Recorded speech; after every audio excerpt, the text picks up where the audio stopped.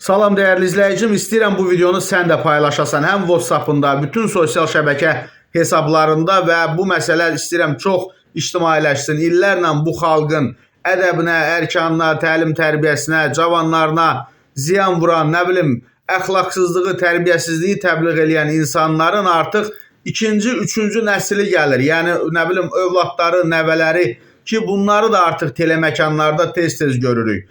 Əgər bu hansısa dırnaqarası tapşırıqdırsa çox pis.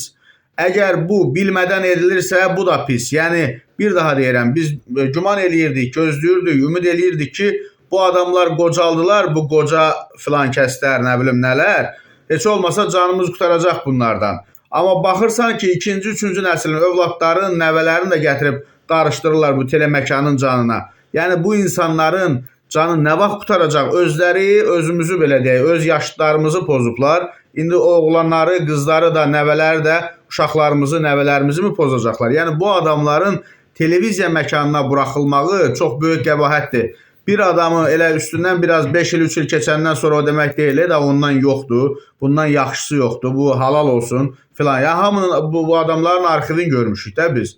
Nə hoqqalar çıxardıblar, nə işlərdən çıxıblar, nə iniblər, nə inəməyiblər.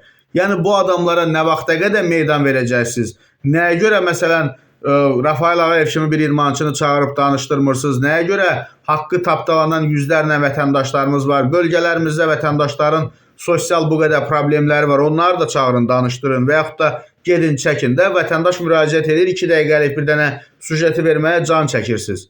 Axı bə nəyə görədən, nə üçün? Amma bu adamlara saatlarla, günlərlə efirlər ayırırsınız, nəvələrin nəticələrinə qədər gətirib tökürsünüz televiziyaya. Bu qədər mataqdılar.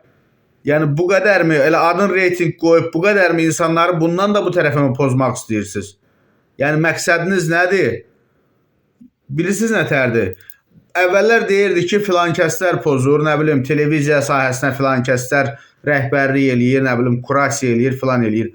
Axı indi bu adamlar da yoxdur. Bəs indi bu cəmiyyəti televiziyanın əli ilə bu kimi adamları cəmiyyətə sırayan kimdir? Söhbət bir daha deyirəm, müğənni, sənətçi, sənət adamı adı ilə illərlə insanları pozub, indi isə öz ikinci, üçüncü nəsil övladların nəvələrini o teleməkana gətirib soxuşduran adamlardan gedir və həmin adamlara nətər deyərlər, dəstək olan şəxslərdən gedir.